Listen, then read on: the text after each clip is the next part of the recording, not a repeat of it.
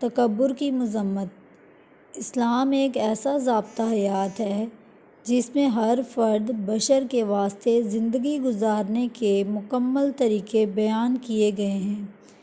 پیدائش سے لے کر موت تک کوئی ایسا گوشہ نہیں چھوڑا جس میں بنی نوح انسان کے لیے ہدایت و رہنمائی نہیں ملتی۔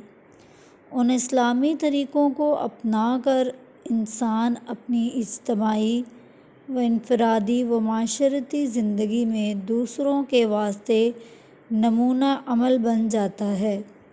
سماج اسے عقیدت و احترام کی نگاہوں سے دیکھتا ہے۔ مذہب اسلام نے ان تمام افعال مذمومہ سے بچنے کی سخت تاکید کی ہے جن سے سماج میں آپسی رنجش، کشیدگی، اختلاف و نزاع کو بڑھاوا ملے۔ بغض، کینہ، مکر، دھوکے، خیانت، جھوٹ، غیبت، عداوت، کبر و تکبر کو اسلام نے ناپسند کیا ہے۔ اس مضمون میں تکبر کے مذمت پر کچھ روشنی ڈالی جا رہی ہے کہ ہمارے مذہب نے اسے کتنی شدت سے منع کیا ہے۔ آج معاشرے میں تکبر کی برائی و بیماری عام ہوتی جا رہی ہے۔ ہر سماج میں یہ ناسور بنتا جا رہا ہے اور اس کی وجہ سے آپسی اتحاد و اتفاق پر گہرا اثر پڑ رہا ہے۔ اس کی وجہ سے آپس میں اختلاف و انتشار ہو رہا ہے۔ چونکہ ایک فطری چیز ہے، یہ فطری طور پر ہوتا ہے، اس لیے ہر شعبہ زندگی سے تعلق رکھنے والوں میں خود نمائی و تکبر پایا جاتا ہے۔ یہ بہت ہی ناپسندیدہ و قبیح بھی ہے۔ اس سے بچنا بہت ضروری ہے اور ساتھ ہی لوگوں کو بھی اس سے باخبر کرنا چاہیے۔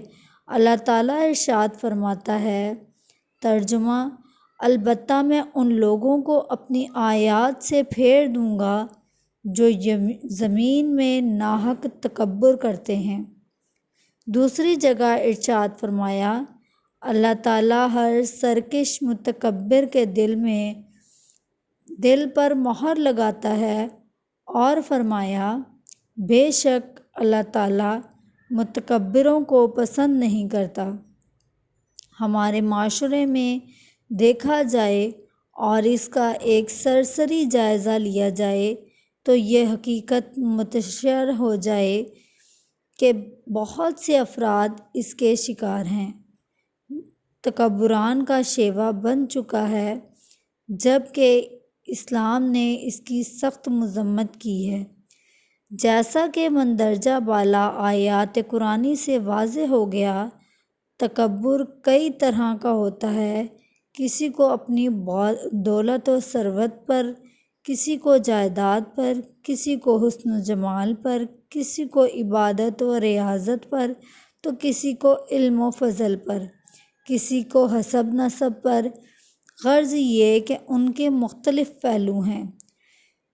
تکبر کے معنی، اس کے معنی یہ ہیں کہ آدمی اپنے تئیں اوروں سے فائق اور بہتر جانے اور سبب سے خوش ہو کے پھولے تو جو ہوا اسے پھلاتی ہے، اسے تکبر کہتے ہیں۔ کیمیائی سعادت۔ سرکار مدینہ صلی اللہ تعالیٰ علیہ وسلم نے تکبر سے پناہ مانگتے ہوئے یہ دعا فرمائی، اے اللہ، میں تکبر کی ہوا سے تیری پناہ چاہتا ہوں۔ اللہ تعالیٰ سے سورۃ لقمان میں فرمایا، تو تکبر کی وجہ سے لوگوں سے بے رخی اختیار نہ کر اور نہ زمین پر اکڑ کر چل، کیونکہ اللہ ایسے لوگوں کو پسند نہیں کرتا جو اترانے والے اور ڈینگے مارنے والے ہوں۔ حضور نبی کریم صلی اللہ علیہ وسلم نے ارشاد فرمایا، جس کے دل میں رائی کے ذرے کے برابر بھی غرور ہوگا وہ جنت میں داخل نہ ہوگا۔ امام غزالی نے اس حدیث کی وضاحت کرتے ہوئے فرمایا کہ مسلمانوں کے مخصوص اخلاق و حسنہ ہی جنت کا دروازہ ہیں اور غرور ان تمام دروازوں کو بند کر دیتا ہے۔ اس کا مفہوم ظاہر ہے کہ متکبر دنیا کی طرح آخرت میں بھی سب سے الگ رہے گا۔ رسول اللہ صلی اللہ علیہ وسلم نے بار بار غرور اور تکبر سے باز رہنے کی مسلمانوں کو سخت الفاظ میں تاکید فرمائی ہے۔